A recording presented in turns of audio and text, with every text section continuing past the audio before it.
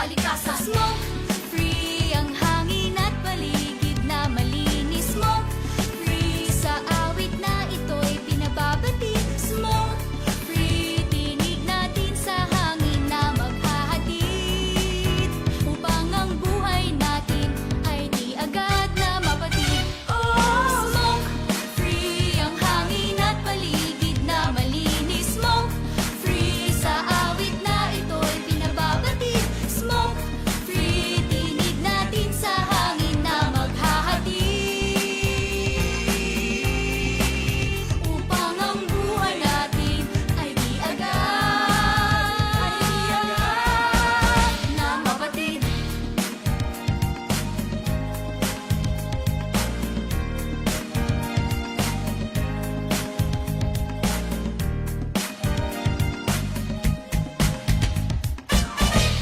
Smoke free.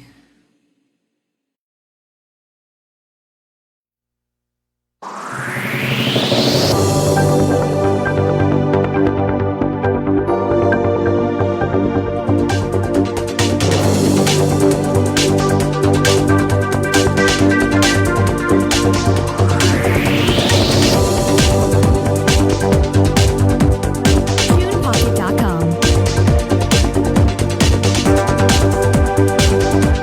Magandang tanghali po sa inyong lahat.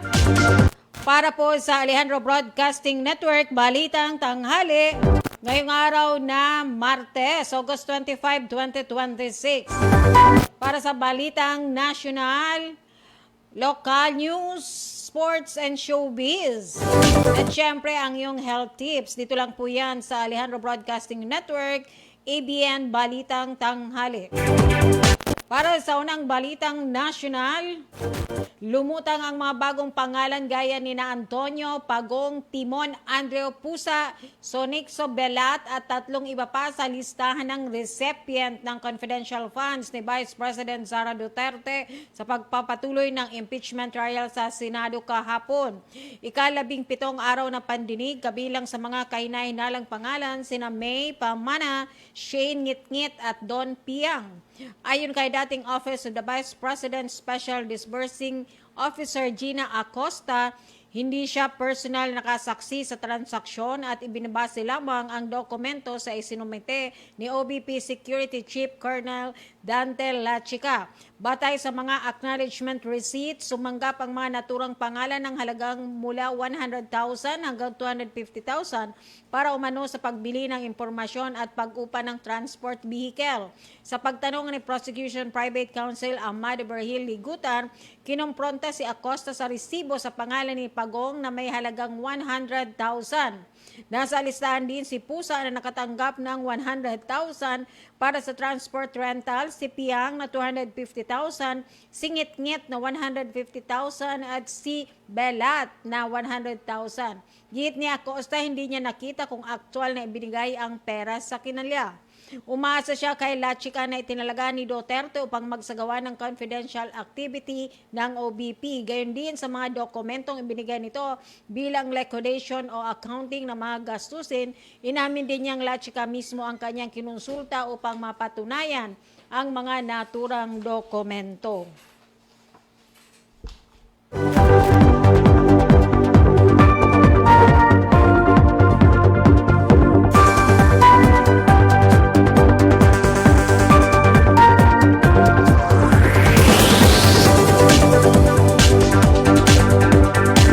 Unlimited royalty-free music for videos and media projects.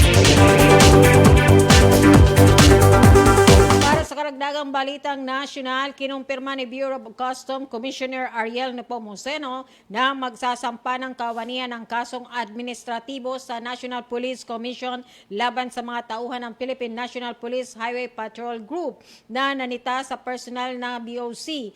Nangyari ang insidente noong Miyerkules sa isang condemnation facility sa Bulacan habang pinangangasiwaan ng mga tauhan ng BOC ang pagsira na sa mga nakumpiskang puslit na sigarilyo. Ayon kay Nepomuceno, dito matutukoy kung may pagkakamali kanyang mga tauhan. Ngunit iginit niyang tungkulin niyang suportahan at proteksyonan sila kung tama ang kanilang trabaho. Nabatid na pinatigil ng HPG officers ang mga BOC personnel pinag-freeze at pinataas ang kamay kahit na naka-uniforme at may mission order ang mga ito. Paliwanag ni Nepomuceno, hindi tama ang ginawa ng HPG dahil malinaw na nasa tamang operasyon ang kanyang mga tauhan. May ulat na ang target umano ng HPG ay ang dalawang individual na kilala sa alias na Alex at Joy na nagbebenta ng kontrabando sa paligid ng pasilidad, ngunit nakatakas ang mga ito sa halip ang mga BOC personnel ang nasita.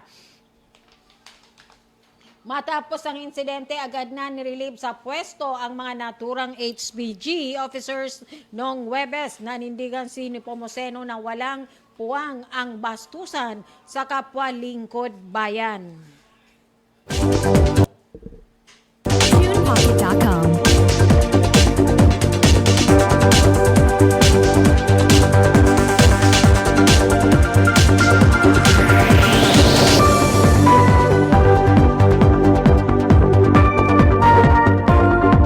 Karagdagang balitang nasyonal, pumasok na sa Philippine Area of Responsibility ang bagyong Obet. International name na Saudel, 1:20 ng hapon kahapon. 5:00 ng hapon namataan si Obet sa layong 1,350 kilometers hilagang silangan ng extreme northern Luzon. Kumikilos ito pakanlurang hilaga sa bilis ng 30 kph. Taglay nito ang lakas ng hangin na 165 kph at pabugso-bugso hanggang 205 kph. Ayon sa Pag-asa, mananatili si Obet sa Philippine Sea at inaasang lalabas ng PAR kahapon ng gabi o Martes ng umaga ngayong araw. Bagamat hindi direktang tatama sa bansa, palalakasin ni Obet ang hagbagat na magdadala ng malakas na pag-ulan sa iba't ibang parte ng Luzon, Visayas, Northern Mindanao, Dinagat Island, Agusan del Norte, Surigao del Norte, Davao Occidental at Davao Oriental. Ngayong araw na Martes, Agosto 25, magkakaroon ng pag-ulan sa Luzon, Visayas, Zamboanga del Norte, Misamis Occidental, Misamis Oriental, Agusan del Norte, Surigao del Norte, Dinagat Island, Basilan, Sulu, Tawi-Tawi, Lanao del Norte, Lanao del Sur, Maguindanao del Norte, Sultan Kudarat, Davao Occidental at Davao Oriental. Karagdagang balitang nasyonal, dito lang po yan sa Alejandro Broadcasting Network, Balitang Tanghali. Nilinaw kahapon ni Attorney Michael Poa na fake news lamang ang mga balitang nagkaroon ng pag-uusap sa pagitan ni Pangulong Ferdinand Marcos Jr. at Vice President Sara Duterte. Naunang kumalat ang mga aligasyong nais makipagdialogo ni Duterte sa Pangulo sa Senado laban sa Vice Presidente. Naunang kumalat ang aligasyon nais makipagdialogo ni Duterte sa Pangulo kasunod ng paggulong ng impeachment trial laban sa kanya sa Senado. Una rin namang sinabi ni Malacanang Press Officer Attorney Claire Castro na hindi niya makumpirma kung may naganap ngang pag-uusap sa pagitan ng dalawang pinakamataas na opisyal ng bansa dahil wala siyang alam tungkol dito. Unlimited royalty-free music for videos and media projects.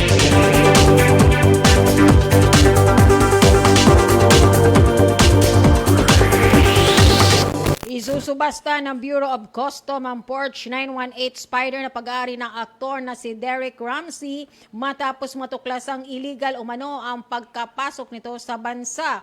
Sa isang pulong na balitaan, sinabi ni Custom Commissioner Ariel Nepomuceno na i-issue nila ng warrant of seizure and detention ang sasakyan at itatakda ang pagsusubasta.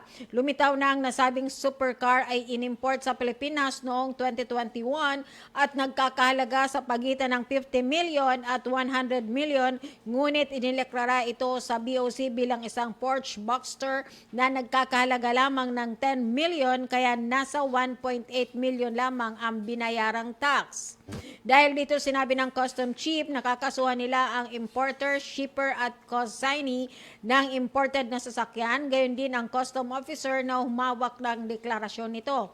Natukoy na nila ang imported na sasakyan na isang kumpanyang mula sa United Arab Emirates na habang ang shipper naman ay ang Emirates. National General Trade and Consign umanit ito ay si Tubirama Enterprises at ang BOC officer na nangasiwa sa importasyon ay nagtukoy sa pangalang Richard Sai Colasco. Sinabi naman ni Land Transportation Office Chief Marcos Lacanilaw na papanagutin nila ang LTO personnel na nagrehistro ng Porsche 918 Spider.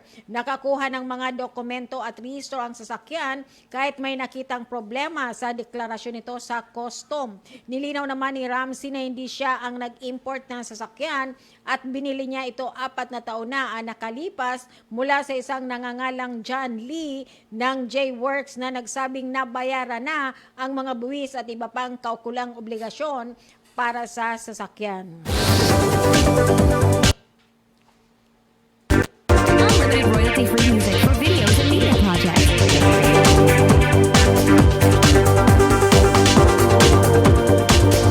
Time check, it's already 12:36 in the afternoon. Karagdagang balitang nasyonal, dito lang po yan sa Alejandro Broadcasting Network, Balitang Tanghali. Tiniyak ng Department of Energy na mapapatuloy hanggang sa Setyembre ang ipinagkakalob nilang 12 pesos kada litro ng fuel discount para public utility vehicle operators at drivers. Inanunsyo ni DOE Oil Industry Management Bureau Director Rino Abad ang magandang balita sa isang pulong na balitaan na idinaos kahapon. Una, ang itinaas ng pamahalaan ang pinagkakaloob na fuel discount sa mga PUV operators at drivers ng mula 10 piso kada litro hanggang 12 pesos kada litro simula ng August 15. Sa tulong ng naturang fuel discount, ang mga kwalipikadong benepisyaryo ay makakatipid hanggang 1,800 kada linggo.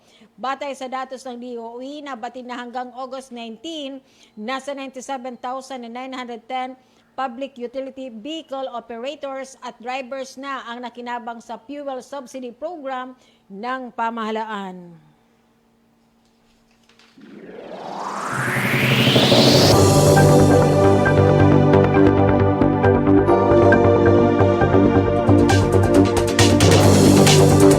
Karagdagang balita, aabot sa 133 katao ang naaresto ng Quezon City Police District sa sunod-sunod na operasyon laban sa ilegal na droga, mga pugante, ilegal na armas at sugal sa Quezon City mula August 16 hanggang August 22. Pinakamarami nang naaresto sa 39 anti-illegal drug operations kung saan 56 suspect ang nadakip at nasamsam ang ilegal na droga na nagkakahalaga ng 471,122 pesos. Sa manhunt operation naman, may 34 wanted person, kabilang ang 11 most wanted ang naaresto. 8 pang suspect ang nahuli sa 8 operasyon laban sa illegal na armas, habang 35 katao ang dinakip sa 24 na operasyon na illegal na sugal. Nasamsab din sa mga operasyon ito ang 8 baril at 10,499 bet money. Kabilang sa mga nadakip si alias Jimbo na naaresto sa bisa ng warrant of arrest dahil sa paglabag sa Republic Act 10591 o Comprehensive Firearms and Ammunition Regulation Act, matapos umanong makaiwas sa otoridad sa loob ng 10 taon. Nadakip din si alias Reco na wanted sa kasong rape at si alias Jojo na nakaharap sa kasong prostrated homicide. Ayon kay Quezon City Police District Director Police Brigadier General Randy Glenn Silvio, patuloy na paligtingin ang distrito ng operasyon laban sa kriminal upang mapanatili ang kaayusan at kailigtasan ng mga residente sa Quezon City. Isinampa na ang kaukulang mga kaso laban sa mga naarestong suspect sa Quezon City Prosecutor's Office.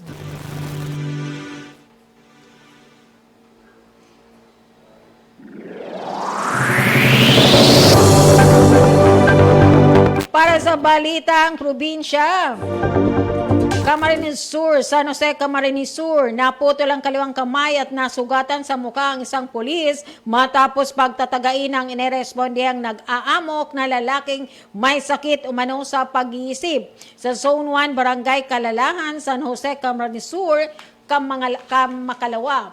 Kapwa nagpapagaling na sa Bicol Medical Center, Naga City, ang magiting na pulis na si Staff Sergeant Noli Miranya na naputulan ng kaliwang kamay at nasugatan sa mukha. Pati na ang suspect na kinilala lamang sa pangalang Albert, 38 years old, residente ng naturang lugar na binaril sa magkabilang hita dahil sa patuloy na pagwawala. Sa ulat ng Police Regional Office No. 5, pasado alas 12 ng tanghali, humingi ng tulong ang mga residente ng barangay dahil sa paghuhurimentado ng suspect na armado ng itak. Agad kumilos ang mga pulis sa pamumuni mismo ni Staff Sergeant Miranya at nirespondihan ng lugar. Pagdating doon ay agad nilang payapang kinausap ang nagwawalang lalaki na armado na ng itak. Gayunman habang kinakausap ay bigla itong sumugod sa mga pulis dahilan para matumba si Miranya kaya naabutan ng suspect at mabilis nitong tinagpas ang kaliwang kamay ng nasabing pulis. Dahil sa lakas ng pagtaga, putol at matinding dugo ang umago sa pulis at nagasugatan pa ang kanyang mukha.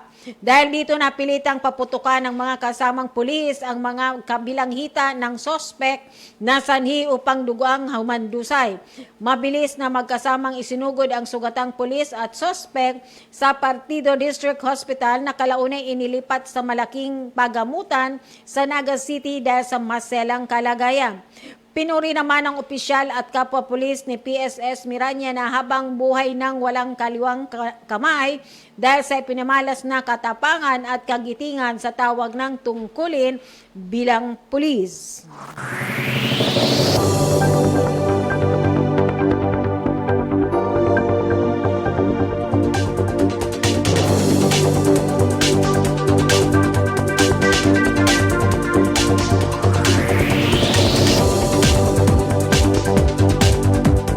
TunePocket.com.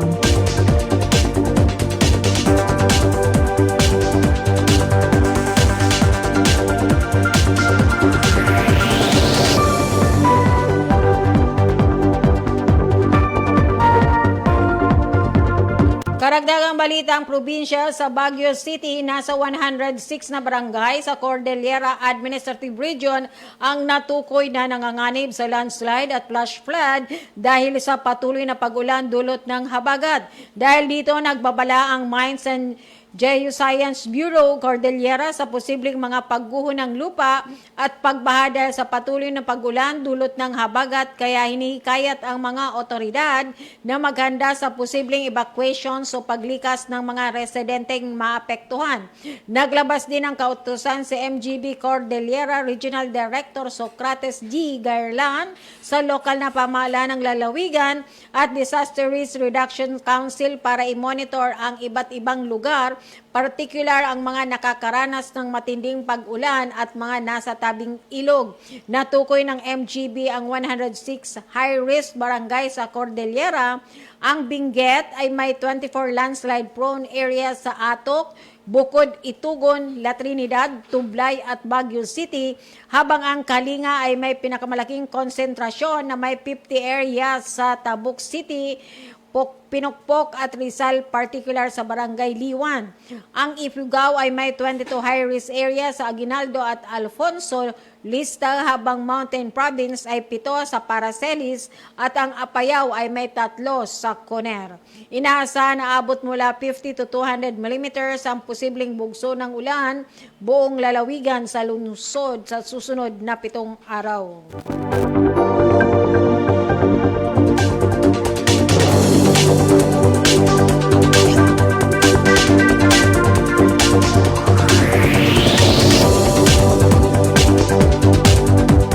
TunePocket.com.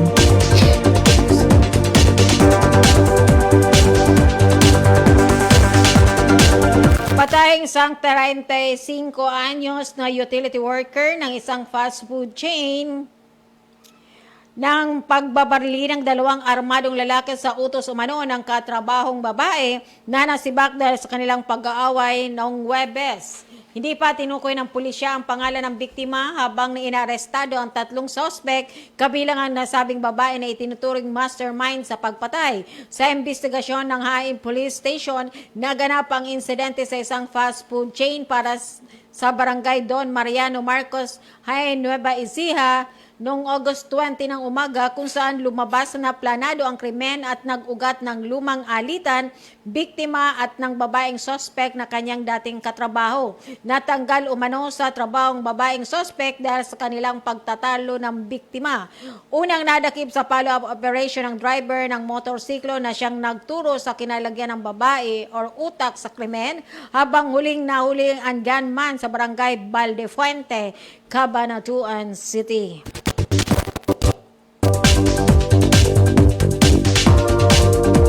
Para naman po sa balitang sports, muling gumawa ng kasaysayan si Alex Yala bilang Southeast Asian player na may pinakamataas na world ranking sa kasaysayan.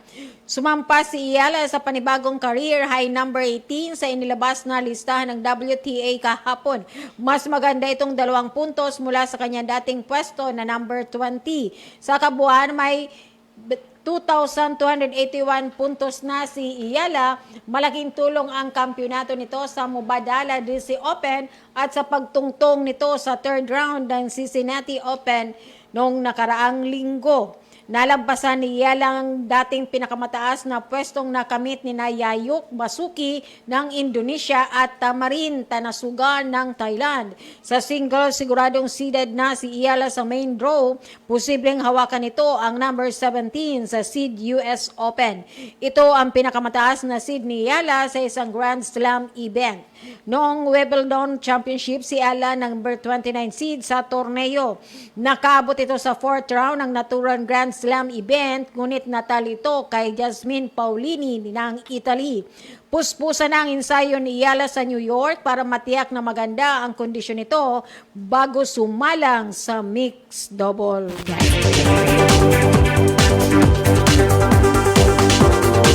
Balitang showbiz naman tayo, inula ng puso ng pagbati ni Casey Concepcion kay Senator Kiko Pangilinan.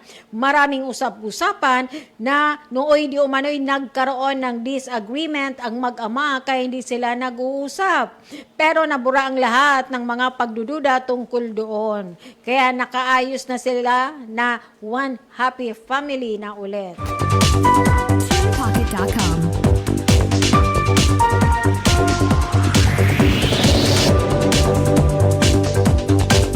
Para naman sa balitang kalusugan, dito lang po yan sa ABN Balitang Tanghali. Mga pagkaing dapat kainin paglagpas ng edad 50. O yan ha, makinig kayo. Pag kayo ay age 50 above na, 50 anyos pataas, heto po ang dapat nyong kainin na mga pagkain. So meron po tayong 8. So habang tumatanda, di ba mas mahalagang piliin natin ang pagkaing nagbibigay na sapat sa sustansya upang mapanatiling malakas ang puso, utak, buto at resistensya. So dapat alam natin ito ha, para at least meron po tayong idea kung ano po ang dapat nating kainin pag tayo ay edad 50 pataas na. So golden age. So number 1, madahong berdeng gulay. So green leafy vegetable. So kailangan tulad ng malunggay, kangkong at pechay, mayaman sa fiber, vitamina at antioxidant. So number 2, isdang matataba tulad ng salmon, sardinas at bangus. May mga omega-3 na makakatulong sa puso at utak. Number 3 is mani at buto. Almonds, walnuts at chia seeds, may healthy fats na mabuti para sa puso. Number 4 ay itlog. Magandang mapagkukunan ng protina at kulin na mahalaga sa kalusugan ng utak.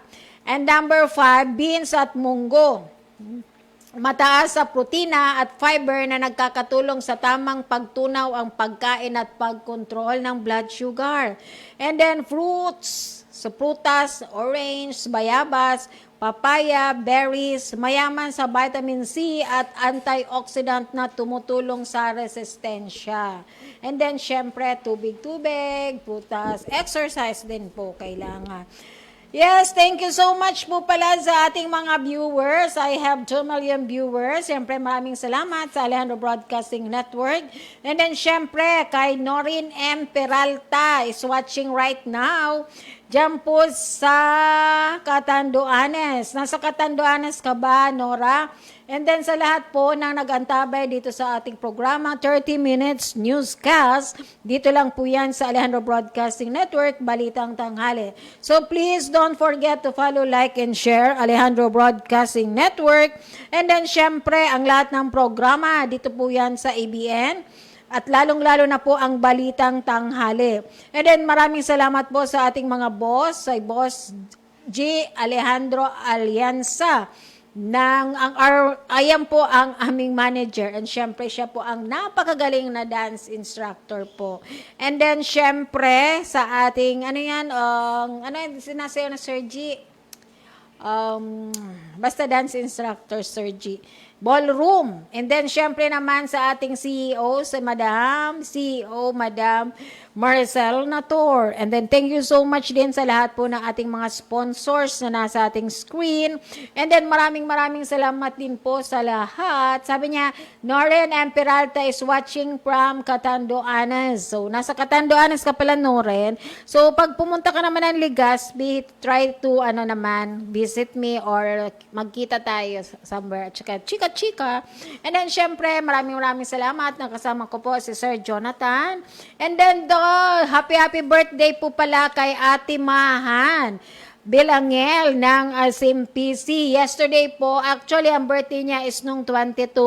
But, syempre, daily celebration. And then, yesterday, nag-dinner po kami sa Hotel St. Elise. Syempre, with ating vlogger, Nianem's Channel. And then, nakasama din natin yung anak ni Ate Day, and then syempre si Ate Day Ribale, and then si Ate Lloyda, si Joy Maris, Kuya Edwin, si Charles Poller, and then syempre ang ating Christian Yambao, ang beautiful na Christian.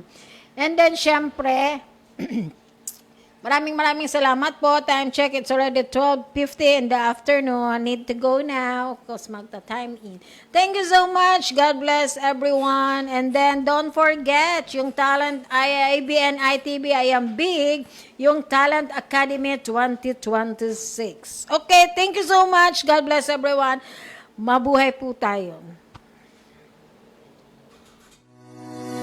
Kiwanis Club of Legazpi City presents Watch Your Health 2026 in partnership with the City Government of Legazpi. A health consciousness project of Kiwanis Club of Legazpi for only 1,000 pesos inclusion. FBS, BUA, BUN creatinine, cholesterol, triglycerides, HDL, LDL, SGOT, SGPT, urinalysis, CBC, ECG with reading. Venue, Ibalong Centrum for Recreation, ICR, Legazpi City. Time, 5 a.m. to 10 a.m.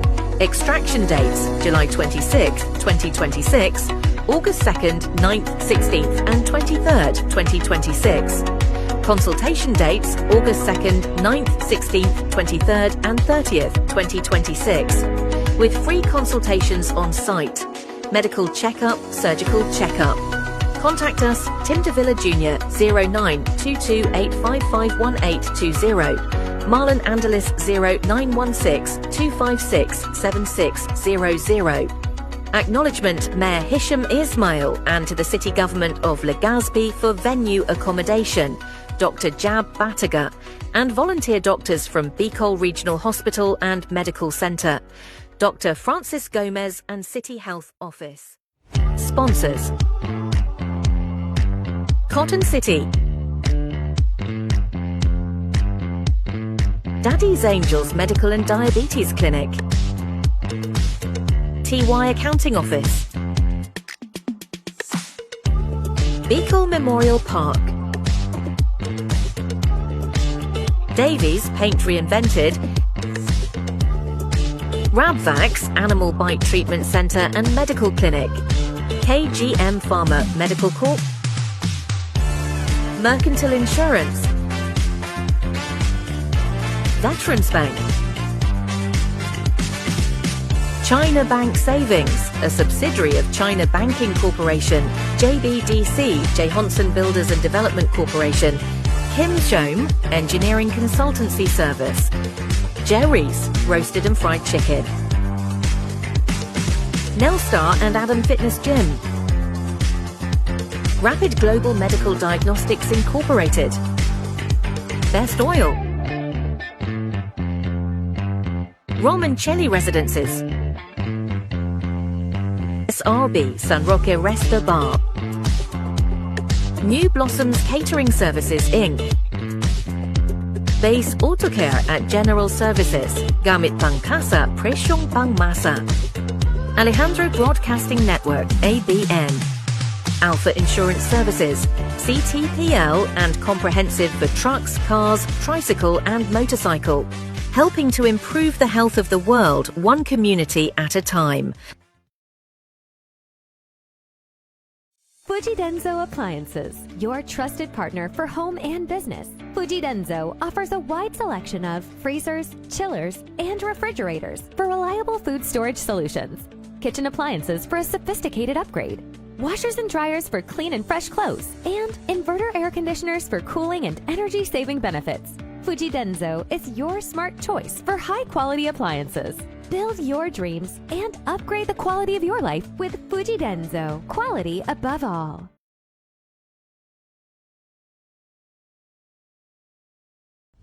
At Whirlpool, we believe that special moments mostly happen at home.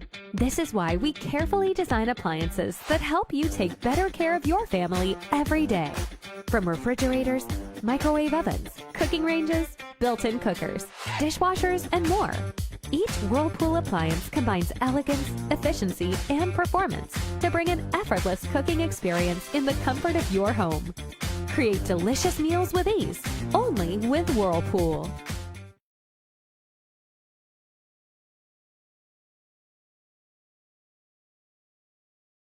Daragoy na Home Depot, filling homes, fulfilling lives. Hey! Hey, hey, whoa! Hey, hey! Come on, everybody! Daraga Home Depot, the home of quality and affordable appliances, gadgets, and furniture. Kung kalidad ang hanap mo, tara na pumunta rito. Presyong abot kaya siguradong panalo. Refrigerators at washing machine, rice cooker, TV, lahat ay complete. Water dispenser, electric fan, amplifier, set at speakers na world class. Lahat ng kailangan mo sa bahay, dito mo na matagpuan. Kalidad at magandang serbisyo, kasama sa bawat tahanan. Daraga Home Depot, the home of quality and affordable appliances, gadgets and furniture. Lahat ng pangarap mo'y narito, cash o installment, COD pa. Shopping mo'y mas pinadali pa. Cash, Gcash, card transfer, credit card sa Daraga Home Depot. Welcome ang lahat. Cellphone, laptop, tablet at printer, madaling i-finance para sa future. Lahat ng kailangan mo'y nasa amin na. Kalidad at tibay na mapagkakatiwalaan. Daraga Home Depot ang tamang destinasyon. Simantong Maroroy, Anislag, Kamalig, Ginobatan, San Manito, Santo Domingo. At sa Sorsogon, naroon din kami. Kumadkad, Gonzalo at Pilar, malapit sa iyo lagi.